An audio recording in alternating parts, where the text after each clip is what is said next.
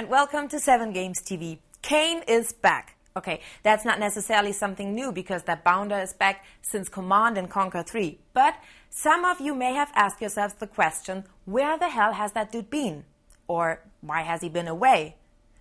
All those answers to your questions we show you today on 7Games TV.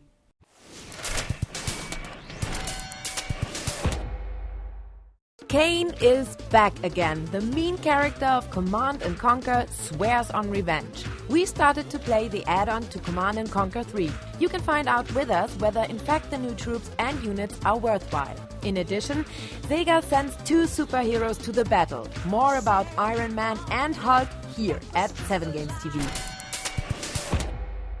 About 12 years ago, the first part of Command & Conquer was released. The success was gigantic. It was sold about 20 million times. Now, the next big part is going to be released in autumn. But the clocks won't stand still in the Tiberium universe, because the add-on of Command & Conquer 3 was released in these days.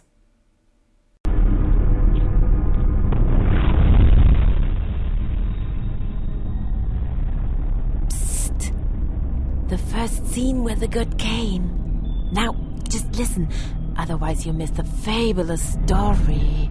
We will take that spark and start a fire which will become a great conflagration. Peace through power. There he is, the dear Kane, the big god of the knots, the boss in the ring, our messiah, and above all, our chief at Kane's wrath. His violent demise was the result of his own lies, blasphemies. Full Prime lost, Kane dead. How can this be? His time is done. His legacy, a distant memory, for only I know the true path. We'll be answering a lot of questions such as what happened to Cabal, what happened to Slavic, and also how did Kane resurrect himself back to power. 13 additional missions in 3 acts are offered in addition to the numerous amounts of video sequences. The series is quite known for its professional conversation. Sometimes the acting performances feel, however, as a Punch and Judy show, which is artificial and false.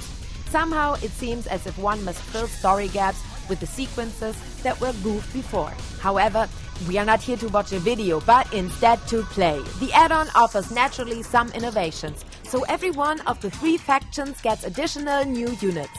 We have several new weapons, like the Reckoner, that can be combined with infantry to gain new abilities and new powers. We also have our new epic units that are introduced in the campaign. These are devastating new weapons that can be combined with infantry, upgraded with new abilities, and lay waste to enemy bases. We feel that these epic units are really going to open up the strategy throughout the campaign. Particularly the enormous vehicles with the extra doses of kaboom were really fun during the battles. But the giants cost lots of credits, and the construction takes about 1.5 minutes. Anyway, the waiting is worthwhile. Also, the screens have some innovations. One of our new late-game screen powers is the Overlord's Wrath. You may have seen this in some of our trailers. This actually launches a giant Tiberium meteor down from space to do incredible damage against enemy structures and units. The Knot faction can protect their buildings, by the way, similarly against destruction and intruders as the GDI. They only use laser fencing. One of the key differences in the Kane's Wrath campaign is that you'll have a lot more variety in terms of the armies that you're going to encounter. You'll get to use your 2 Nod sub-factions, the Black Hand and the Marked of Kane, to fight your battles, and you'll also be fighting against some of those GDI and Skrin sub-factions like the Steel Talons and Zocom. So this is a great way to spice up the different missions so that you're always playing against something new and that every mission is a new experience. We can enjoy the GDI and the Skrins after all in the multiplayer mode. Unfortunately, we are allowed to play the 13 single-player missions only with the Nods. New in the game is the feature Global Conquest. First of all, one gets a place on the card. Then one has to chase away the opponents of the field. You build bases and displace armies. The one or the other may have memories of the overwhelming board game Risk.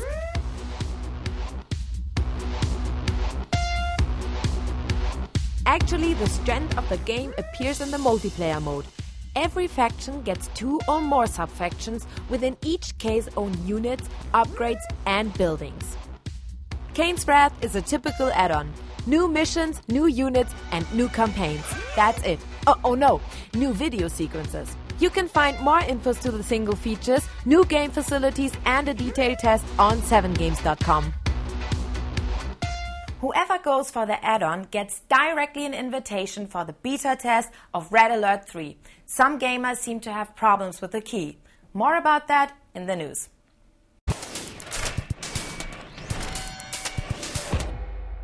In the last days, uncertainty was attributed again and again because of supposedly wrong beta keys for Red Alert 3. We can appease you now. During the entering of the keys on the homepage, problems were supposed to arise. According to the community manager, the reason can be found in an HTML mistake. The problem is supposed to be solved soon. The keys are therefore definitively valid. Actually, in a few days it should be in the shop, but World Shift will be displaced. Because the marketing in some European countries still lasts, the game is released on the 8th of May. For compensation, there's supposed to be a demo version of World Shift coming soon. We will let you know when it will be out. Paradox Entertainment now releases Europe Universalis Rome also for the PC. Strategy fans can now take charge of the enlargement of the Roman Empire via keypad. It is about finding a healthy mixture of trade, clever diplomacy, or the meeting on the battlefield in order to help his nation lead to prosperity and power. Console rockers, watch out!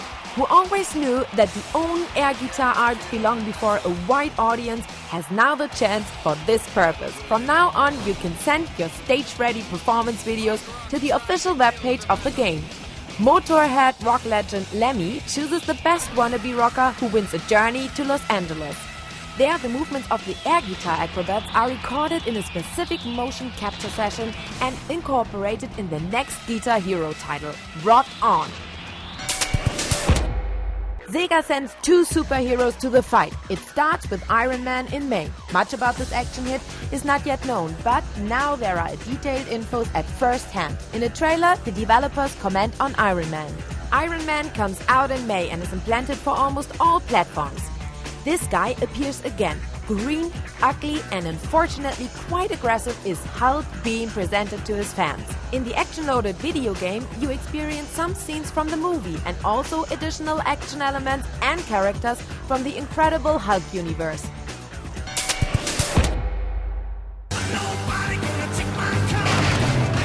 Finally, it is made public. The music spectacle Rock Band comes to Europe in May. Publisher Electronic Arts announced that now.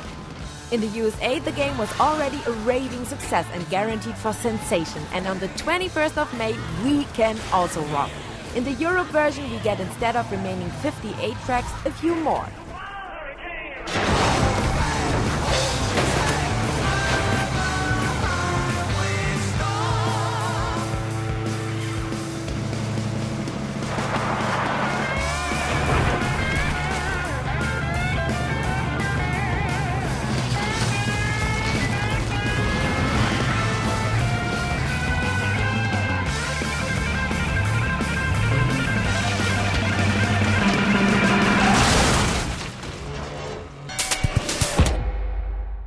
In 2007, BioShock guaranteed for sensation and competition among the gamers. However, only Xbox owners were able to enjoy the innovative shooter. As the success already gave reason to assume, publisher Take-Two now announced a second part for the end of 2009. It is new that PS3 owners may also cautiously look forward to this deadline. It is said that 2K Games still searches intensely for programmers with PS3 experience. Possibly, we get a console conversion for the PS3. This was 7Games TV for today with an extensive look on Kane's Wrath. I hope to see you next Thursday, and I leave you with the trailer of the week. Goodbye. You have held WWE Championship Gold. You have taken on the best of the best. You have fought the toughest matches of your life. But sometimes you need a little help from your friends. Tag teams explode onto WWE SmackDown vs. Raw 2009 with momentum-shifting hot tags. explosive double teams, online tag team, the first ever cooperative storyline, and bone-crunching tag team finishers. Achieve greatness together.